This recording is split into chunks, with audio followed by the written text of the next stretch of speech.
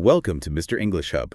This is the Deep Dive, and I'm your host, Paul, ready to dive deep into the source material that matters. And I'm Rachel, here to synthesize that data and basically build the ultimate cheat sheet. We're looking at some really interesting stuff today: beginner transcripts, grammar guides, conversation manuals. It's all focused squarely on you, the English language learner. Exactly. Our mission today is pretty clear. We want to distill a complete conversation recipe.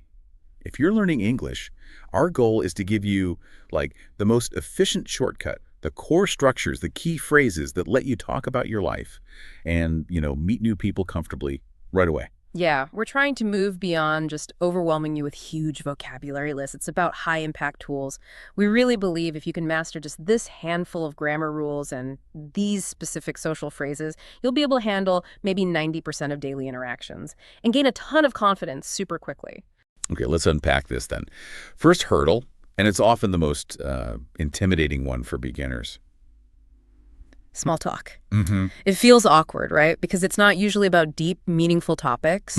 It's really just that crucial icebreaker. It's simply about starting a connection, making friends maybe. And what's really interesting looking at the sources is that small talk isn't just random chatter. It's almost entirely driven by contextual observation. You comment on what you and the other person are sharing right there in that moment. I like how practical that is. The sources literally break down conversation starters by location. Like if you're stuck in a long queue at a coffee shop, you can't really jump into, philosophy. Right. You just comment on the shared reality. Busy morning, isn't it? Simple. Or maybe, I love the smell of fresh coffee. And that simple comment, that observation, it naturally invites the follow-up. It's an invitation, yeah.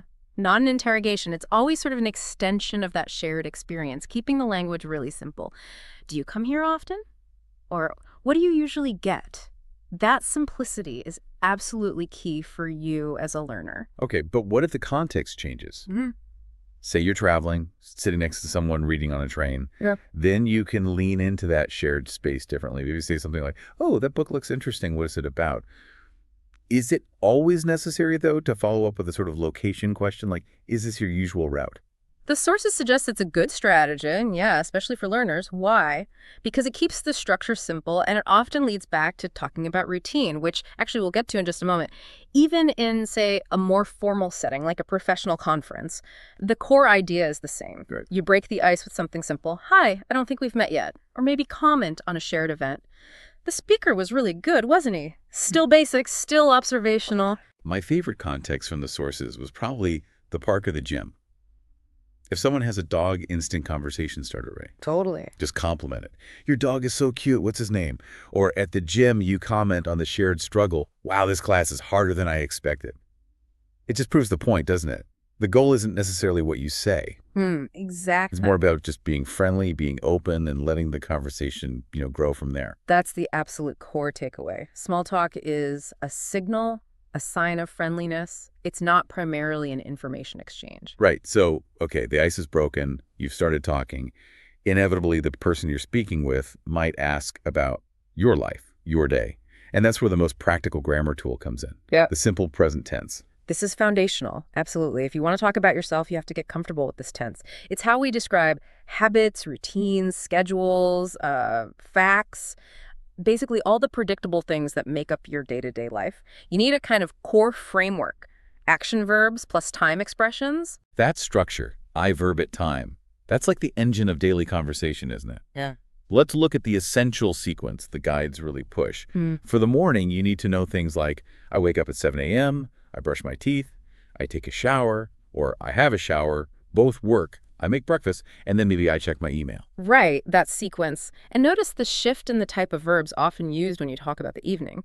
It tends to move from preparation, like in the morning, towards leisure or winding down. Oh, okay. So you might say, I cooked dinner, maybe specify like pasta or chicken with vegetables, and then follow that with relaxation verbs. I watch TV, I read a book, or maybe something more active like I go to the gym or I walk in the park. These simple structures let you narrate your whole day pretty clearly. Yeah, and I found it fascinating how the sources used contrasting examples to show the flexibility within the simple structure. We saw examples of, busy professionals. I think there's Manuel, the doctor. He uses the simple present, but his routine is completely flipped. You work 7 p.m. to 7 a.m.? That's a great point. The complexity isn't in the grammar itself, it's in the content, the information. You simply state the fact using that same simple present structure. Manuel works from 7 p.m. to 7 a.m., the grammar holds up, and the contrast also works for weekends versus weekdays. Right, the weekend shift. Exactly. Weekdays are often busy, work-focused, but weekends are typically for relaxing, so your routine description changes. You might say, I wake up later, maybe around 8:30 or 9 a.m., or on Saturdays I make a special breakfast, like pancakes, or maybe I do household chores, like laundry. Same tense, different activities. And just to show how reliable and, I guess, regimented this simple structure can be, Yeah, there was that amazing example of the astronauts on the International Space Station. yeah, that was cool. Even though their schedule is incredibly complex, waking up at 7 point GMT, exercising twice a day, working different hours on Saturday and Sunday, they describe it all using that same dependable, simple present rule. It just confirms, doesn't it? This tense is truly the backbone for talking about routine. Absolutely. So, okay, we've got the basic schedule covered using the simple present. Now, how do you add a bit more texture, more detail? That's where adverbs of frequency come into play. They describe how often these habits happen. Ah, yes, the color words. These adverbs, like always, often, sometimes, never, they really enrich the simple present. It makes a difference between just saying, I read a book on the weekend, and something more descriptive like, I often read a book on the weekend, or I never wake up early on weekends. They're pretty essential for talking about habits naturally. Definitely. So once you can handle habits, conversation often jumps to plans, future stuff. Oh. This brings us to the simple future tense, and specifically that distinction between will and going to. This one is notoriously tricky for learners. It really is. I remember struggling with this. Our sources gave a pretty clean rule here, though. What's like the quickest way for a learner to know which one to choose? Okay, it basically boils down to timing and evidence. Think of it this way. Use will for spontaneous moments. Decision you make right now, offers you make on the spot, or promises. If someone asks for help, you might say, don't worry, I will help you with your homework. That's decided right then. Or a spontaneous plan. You know what? I will call you later today. It's immediate intention. Okay, immediate intention. Got it. And the key difference then is that going to is more for plans or intentions that were already decided before the moment of speaking, or predictions when there's clear proof. Precisely. Like the example. If she has already bought gallons of paint, the plan is clearly set. So you'd say, she is going to paint her room this weekend. It's premeditated. It's already decided. Right, the intention was there beforehand. Exactly. Or, another example, they are going to celebrate their anniversary next month. The plan exists. So once you, the learner, can discuss your past habits with simple present and your future plans using will and going to, you need ways to pivot the conversation towards interests, hobbies. And the structures here are also wonderfully formulaic, easy to learn. Yeah, the starter questions seem pretty straightforward. What do you like to do in your free time? Or the slightly more informal, so what are you into? And the answers follow really clear patterns. You can say, I like watching TV, using the verb plus ing, or I love to play guitar, using love to plus the base verb, the infinitive. Or if you're talking about a subject or topic, you use the structure, I'm interested in foreign languages, it's interested in plus the noun or noun phrase. Mastering just those three simple formats, it really unlocks conversations about almost any personal interest topic. Okay, this recipe is coming together nicely. But before we finalize it, what about the common pitfalls? The quick, high-impact mistakes our sources warned beginners about. The things that can sometimes, trip up even native speakers if the meaning isn't quite precise. Good question. We definitely have to mention the homophone headache. These are those tricky words that sound exactly the same but have different meanings and spellings. You absolutely need to know that your Y-O-U-R shows possession, like your book, while your Y-O-U''re is the contraction, the short form of you are. Simple distinction, but yeah, getting it wrong really changes the meaning. It has a massive impact on clarity. Huge impact. And the same goes for that really tricky trio. Their, T-H-E-I-R, which shows possession for they. Their, T-H-E-R-E, which usually indicates a place like over there. And their, T-H-E-Y''re, which is the contraction for they are. Ooh, yes, those three. Getting those mixed up is super common for learners, I imagine. But it's easily fixable with some focused practice, right? Absolutely. Just needs conscious effort. Another crucial area mentioned was incorrect adverb placement. This can genuinely confuse the meaning of a sentence. Basically, Modifiers, adverbs, need to be placed close to the word they are actually modifying to avoid ambiguity. Right, the classic example they gave was, he almost walked for the entire day.